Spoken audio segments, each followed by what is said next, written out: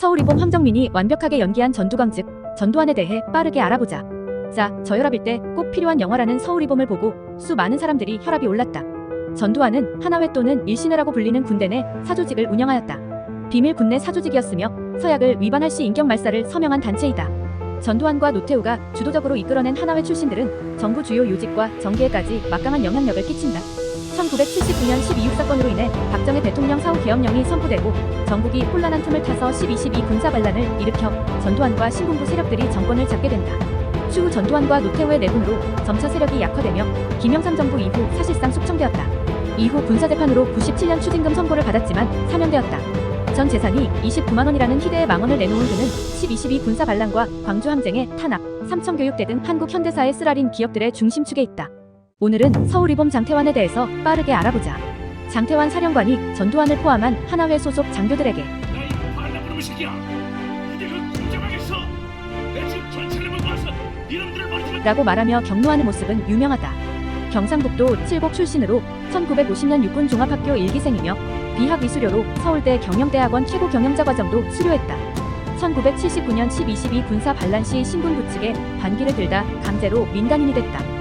이후 6개월간 사실상의 가택연금 생활을 한다. 그리고 이후 안타깝게도 서울대학교 자연대학에 재학 중이던 아들 장성호가 시신으로 발견되었다. 2002년에는 노무현 대통령 후보 보훈특보를 지냈고 2010년 7월 26일에 폐암으로 향년 78세를 일기로 숨졌다. 하나회에 가입하기 위해 가입 대상자는 보스에게 절대 복종을 강요하는 서약 절차를 거쳤다. 하나회의 선후배와 동료들에 의해 합의된 명령을 복종한다. 둘, 하나회원 상호 간에 경쟁하지 않는다. 셋, 이상의 서약을 위반할 시 인격 말살을 감수한다. 하나회는 1963년 전두환, 정호용, 노태우, 김복동 등 대한민국 육사 11기생들의 주도로 비밀리에 결성했던 군대 내의 불법 사조직이다. 1979년에는 육사 11기 12기생을 중심으로 발전하여 12.12 군사반란, 5.17 쿠데타를 주도하고 광주항쟁의 탄압 과정에도 참가했으며 1995년 12.12 및 5.18 사건 재판에서 핵심 인사들이 유죄 판결을 받았다. 추가적으로 하나회에 가담한 구성원들이 대부분 육군사관학교 11기 생도 시절 학업 성적이 하위권이었고 특히 리더 전두환은 이 중에서 최하위였다. 오늘은 잘 알려지지 않은 대한민국의 군인 정선엽 병장에 대한 이야기를 하려고 합니다. 1956년 6월 21일 전라남도 영암군에서 태어난 정선엽 병장은 광주동신고등학교를 졸업하고 1977년에는 조선대학교 장기공학과에 입학했습니다. 제대를 3개월 앞둔 1979년 12월 14일 정선엽 병장은 국방부 초병으로 근무 중이었습니다. 이날 전두환이 주도한 12.12 군사반란 당시 국방부를 점령하려던 반란군과의 접전이 있었고 결국 정선엽 병장은 몸싸움을 하던 공수부대 대위의 총에 목에서 머리를 관통한 한 발, 공수부대원의 일제 사격으로 가슴 부위 3발을 맞아 사망했습니다. 반란군은 그 죽음을 오인에 의한 총기 사고로 조작했으나 관련인들의 진술로 그 실체가 드러나게 되었습니다. 정선엽 병장은 1980년 3월 26일 서울 현충원에 안장되었습니다. 2022년 12월 7일에는 전사 재심사 결과 순직에서 전사자로 재분류되었습니다. 나라를 지켜주셔서 정말 감사합니다. 오늘은 서울이봄 헌병감 김진기에 대해 빠르게 알아보겠습니다. 김진기는 79년 12.6 사건 김재규 체포를 지휘한 인물입니다. 박정희 대통령 사망 이후 계엄령이 선포되어 김진기는 계엄사령부 치안처장을 겸직하게 되는데 전두환의 하나회 일당에 우호적이지 않던 그는 전두환 가짜연을 초청해 발이 묶이며 12.12 군사반란을 겪게 됩니다.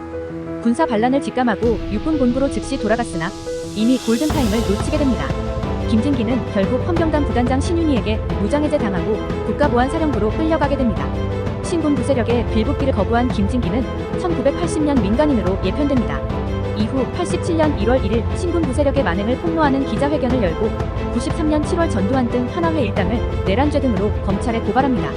군인 정신으로 끝까지 수호한 김진기는 2006년 지병으로 향년 74세의 나이로 사망합니다. 오늘은 서울이봄 정혜인이 연기한 오진호의 실제 인물 참군인 김호랑 중령에 대해 빠르게 알아보겠습니다. 그는 1944년 4월 5일 경상남도 김해군 김해읍에서 태어났습니다. 육군사관학교를 졸업한 김호랑은 베트남 전장에서 맹호부대 소속으로 훌륭한 활약을 펼쳤습니다. 특전사로 오래 복무하다가 육군대학을 마치면 통상 편안보직을 맡을 수 있었지만 아내의 건강 문제로 수도권에서 머무르기를 희망했던 김호랑은 특전사로 다시 복귀했습니다. 1979년 12월 12일 대한민국은 군사반란의 속삭임에 휩싸였습니다. 이 중대한 순간 김호랑 소령은 특전사령부의 안전을 지키기 위해 희생되었습니다. 이날 저녁 김호랑 소령은 아내 백영옥에게 오늘 저녁도 못 들어갈 것 같아. 미안합니다. 라는 마지막 전화를 남겼고 백영옥은 마지막으로 한 미안해라는 말이 계속 귓전에서 맴돌았다고 한다. 희생 후 아내 백영옥은 김호랑의 죽음으로 두 눈을 실명하고 부모님도 사망하는 등 비극의 연속이 시작되었습니다. 김호랑 소령의 희생은 그의 순국으로 인정되었습니다. 하지만 그의 죽음에는 여전히 미해결된 수수께끼가 남아있습니다. 오늘은 서울이봄 도망자 마라토너 아니 국방부 장관 노재현에 대해서 빠르게 알아보자. 1979년 10월 26일 12.6 사태가 일어나 박정희 대통령이 사망하고 계엄령이 선포된다. 어수선한 분위기에 12월 12일 전두환과 하나회 일당이 군사 반란을 일으킨다. 여기서부터 노재현은 마라톤 아니 그의 주랭랑이 시작된다. 12.12 군사 반란 발생 당시 국방부 공관에 있던 노재현은 총소리에 놀라며 미팔군 사령부로 도망을 치기 시작한다. 미팔군 사령부에서 도움을 거절당하게 되고 그는 여기저기를 떠돌다 군사 반란 골든타임을 놓치게 된다. 또 하필 신군부가 쳐들어오기 직전에 국방부로 돌아왔다가 곧바로 신군부에 붙잡히게 된다. 신군부에 붙잡힌 그는 반란군의 꼭두각시가 되어 반란을 진압하려는 영화 이태식, 즉 장태환에게 회군 명령을 내리고 듣지 않자 그 자리에서 해임을 시켜버린다. 그는 군사 반란 이틀 뒤 국방부 장관을 사퇴하나 그 후 이사장, 협회장 등등 천수를 누리다 향년 93세로 사망하고 그의 시신은 국립현충원에 안장된다. 오늘은 전두환, 노태우 전 대통령 구속사건에 대해 빠르게 알아보자. 김영삼 대통령의 지시에 1995년 11월 24일에 5.18 민주화운동 등에 관한 특별법 제정으로 전두환, 노태우 전직 대통령을 사법 처리할 것을 발표하면서 시작되었다.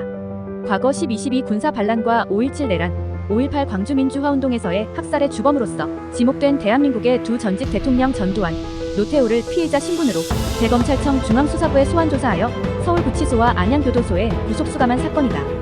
구속수감 사유로는 통제 방식의 보도지침, 군사독재, 비자금 조성 및 거래 등 경제적으로도 수많은 범죄를 저질렀을 뿐 아니라 역사적으로 이들은 12.12 군사 반란을 일으키고 군대를 서울특별시 도심에 배치시켜 긴장감을 높였으며 5.18 민주화운동 때는 야만적 폭력과 학살을 자행한 전적이 있었다고 판단했다. 정승환은 1929년에 경상북도 김천에서 태어났습니다. 국군 출범 이후 그는 육군 제3사단 대대장으로 활동하며 한국전쟁에서 중요한 지휘관으로 출전했습니다. 하지만 12.6 사태 이후 정승환은 군사 반란과 관련해 특별한 입장에 서 있었습니다. 계엄령과 국가비상사태가 선포되면서 국가안보에 큰 영향을 미쳤죠. 그는 5.16 군사 정변 때에는 육군본부 예하방첩부대장을 맡아 국가재건을 위해 힘썼습니다. 하지만 12.6 사태 때 정승환은 심증만 있고 확실한 증거를 잡지 못해 김재규를 쉽게 체포하지 못하고 머뭇거렸습니다.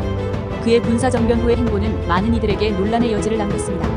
결국 그는 1979년 12.12 사태로 인해 고문을 받고 육군참모총장직을 박탈당하며 재판 직후 이등병으로 감금됩니다. 그리고 추후 징역 7년형으로 확정됩니다. 생애 후반에서 그는 김영삼 대통령을 지지하였고 1988년 정계 은퇴를 선언합니다. 그의 이야기는 대한민국의 정치사에 큰 흔적을 남겼죠. 여러분은 어떻게 생각하시나요?